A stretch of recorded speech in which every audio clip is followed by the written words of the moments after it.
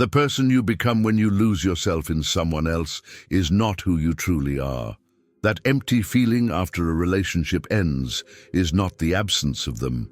It is the absence of you. This video reveals how to reclaim your identity and find peace through emotional detachment, using the wisdom of Carl Jung to guide your journey back to yourself.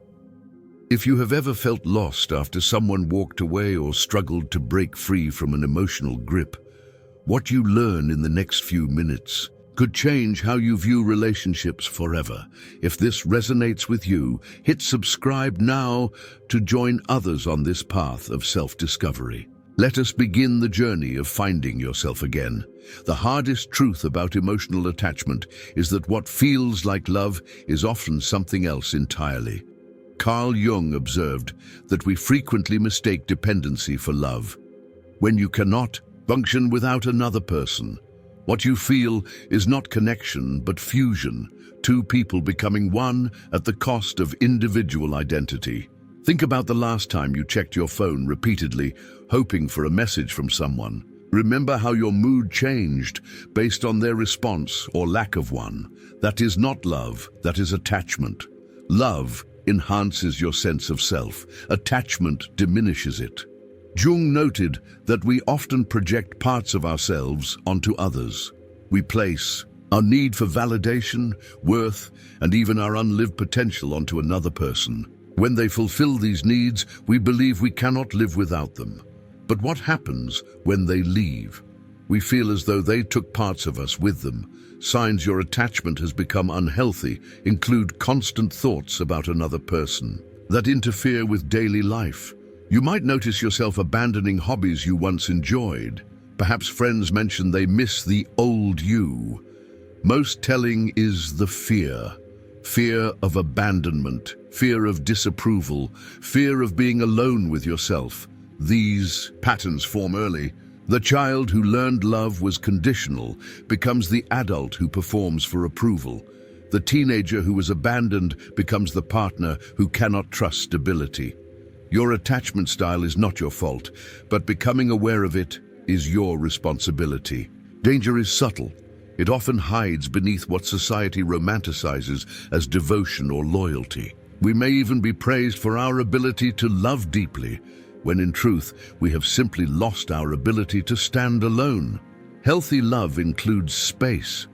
Without it, what we call love becomes an invisible prison, locking away our growth, our voice, and even our joy. Jung spoke of something he called the shadow, those parts of ourselves we hide, deny, or refuse to see. Our deepest attachments often serve as perfect hiding places for our shadow work. What are you avoiding by focusing so intensely on someone else? Perhaps your own ambitions frighten you. Maybe your own power feels dangerous, or your own company seems unbearable. We often choose relationships that help us avoid meeting ourselves. This explains why losing someone hurts beyond reason. They carried parts of you that you refuse to carry yourself. Your happiness, your confidence, your purpose. When they leave, those disowned parts seem to leave too. One man I worked with could not understand why his breakup felt like death. In our sessions, he realized he had given his ex-girlfriend his sense of worth. She carried his joy, his decision-making power, even his ability to feel alive. Of course, her absence felt like a death. It was the death of the self he had placed. In her care, Jung would say, what we resist meeting in ourselves, we seek desperately in others. And when they fail to perfectly carry these parts, as all humans eventually must, we feel betrayed. Your shadow doesn't disappear by avoiding it. It waits. It shows up in the relationships you attract, the people who trigger you, and the habits that sabotage you.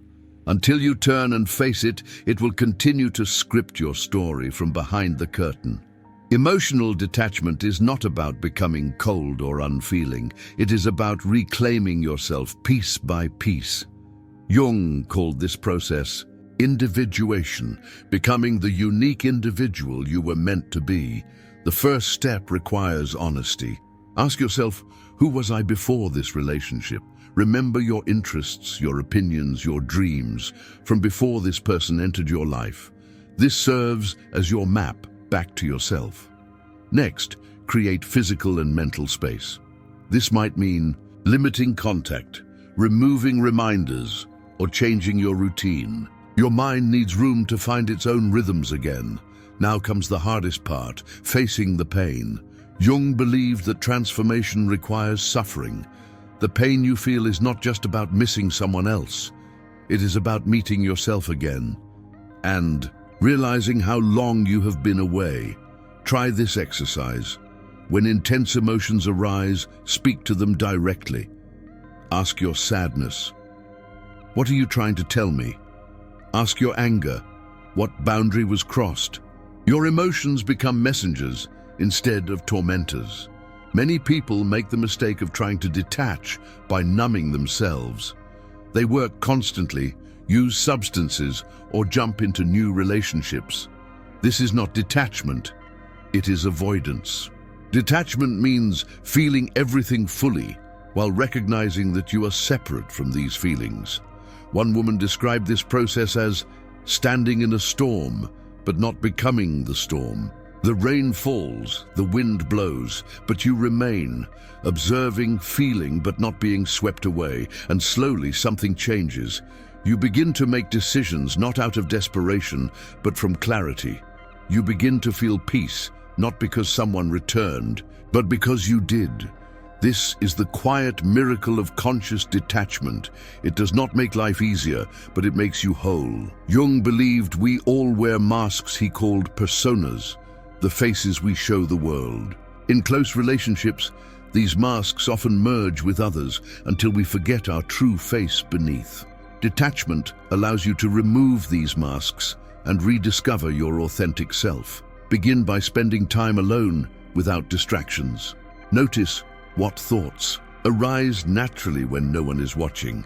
What interests spark without external validation? What opinions form when you do not need to please anyone?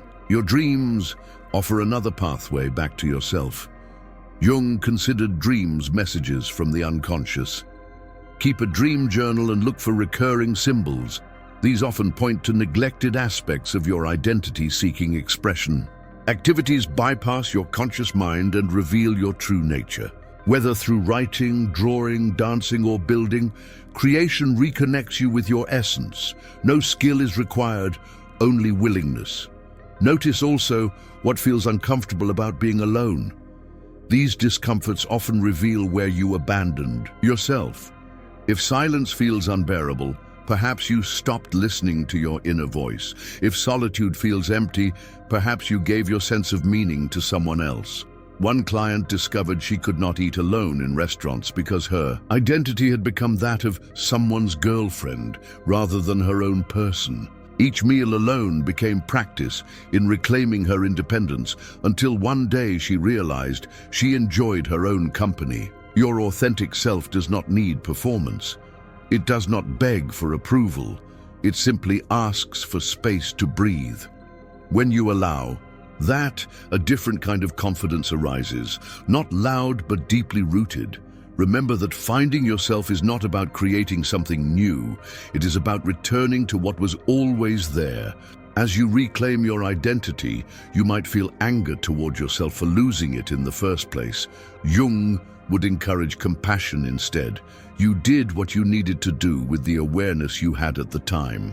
Now, you can integrate this experience into your story. Ask yourself, what did this attachment teach me? What strengths did I discover through this pain? How has this journey changed my understanding of myself? This integration allows you to build new relationships without losing yourself again. You learn to say, I love you and I remain me. You recognize red flags sooner, not just in others, but in your own tendency to abandon yourself. Set boundaries that protect your reclaimed identity. These might include time alone, space for personal interests, or limits on how much you adapt to please others. True connection does not require self-erasure. You also begin to redefine what love looks like. Not intensity, not possession, not dependence, but mutual presence where both people remain rooted in themselves. This is not just emotional detachment, it is emotional maturity. The greatest gift of emotional detachment is the ability to love from wholeness rather than lack. When you no longer need someone to complete you, you can appreciate them for who they truly are, not for the holes they fill in your life. Jung once wrote that the privilege of a lifetime is to become who you truly are. Emotional detachment is not the end of your capacity for connection. It is the beginning of genuine intimacy with yourself and others. The journey back to yourself after losing your identity in someone else requires courage. It means facing the parts of yourself you tried to escape through attachment. It means learning to carry your own joy, worth, and purpose rather than assigning these responsibilities to others. But on the other side of this pain lies freedom. The freedom to love without fear of losing yourself. The freedom to connect without dependency.